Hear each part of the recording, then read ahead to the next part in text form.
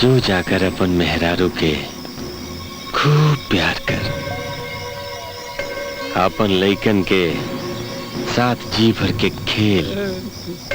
पता ना काल के सूरज तू देख पैबे कि ना।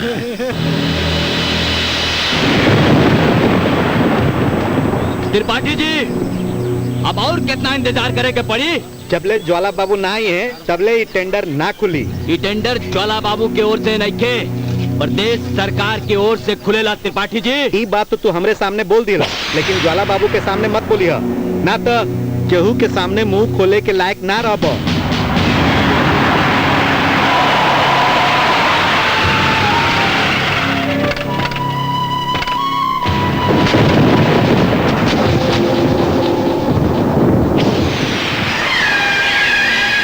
विक्रम, हम सुनने बाड़े कि तू ए बेरी टेंडर भरले बाड़ा। लल्ला ना। ए विक्रम, ये पूरा प्रदेश में कोनो पैदा ना भइल जे हमर बाबूजी के अलावे टेंडर ले सके। ए त्रिपाठी, तू खोल टेंडर।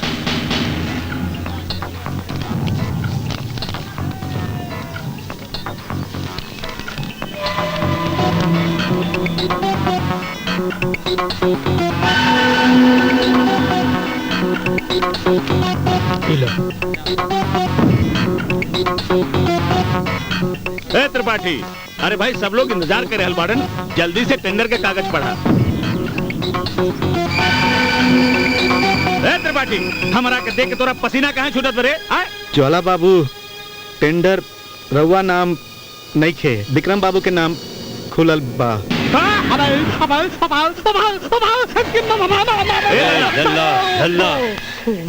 त्रिपाठी, तू ठीक से पढ़, पढ़ ठीक से। ज्वाला बाबू, ये सरकार के फैसला बा। ज्वाला सिंह की अदालत केहू को फैसला ना मानत, केहू के। तारे ते अपने बहुत बड़ा सरकारी अफसर समझत बाड़े। ज्वाला बाबू ये ठीक नहीं खे।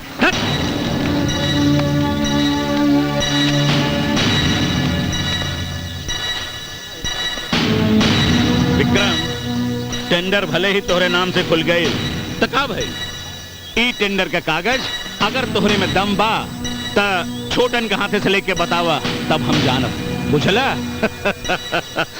जरा सब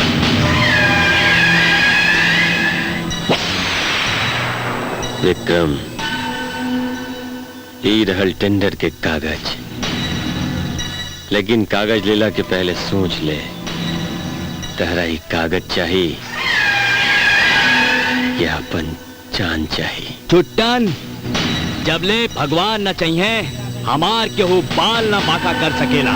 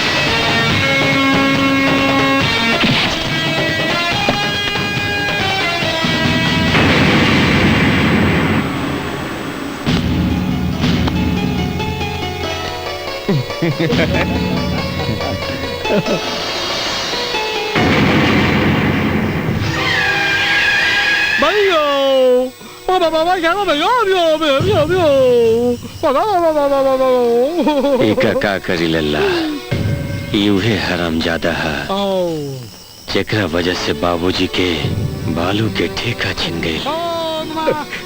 छोटन सरकार, सरकार हमार कोनो कसूर नहीं के।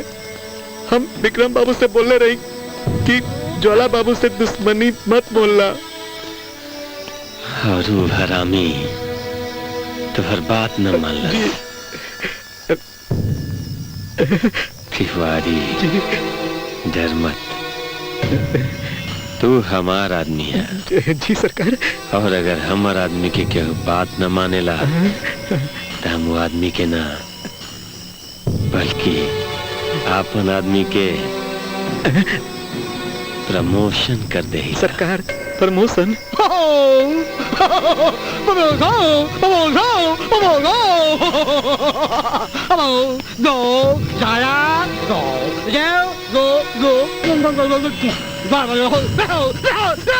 लल्ला लल्ला लल्ला तिवारी घरे जो जाकर अपन मेहरारू के खूब प्यार कर, अपन लइकन के साथ जी भर के खेल। पता ना काल के सूरज तू देख पैबे की ना। गुड नाइट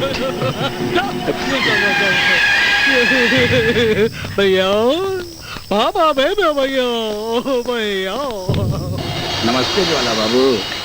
ओ आई आई भंवरलाल जी आई, बताई काहे परेशान बानी?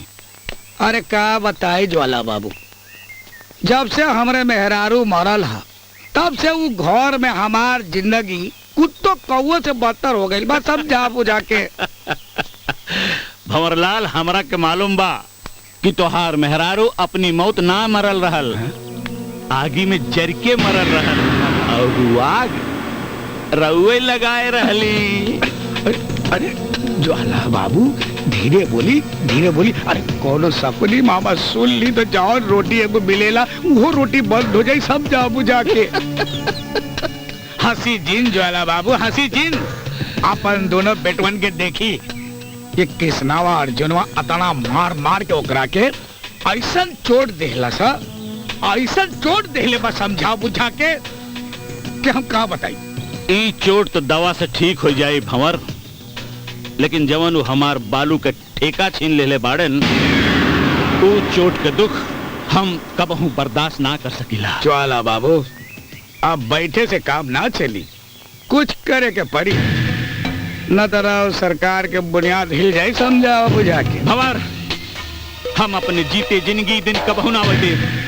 हम किशन अर्जुन के जिंदगी से हर खुशी छीन ले। एक बात जान ला, अब वो लोगन के ई गांव से आपन गठरी बांध के जाए के पड़ी। Click on the bell icon to get regular updates from Venus.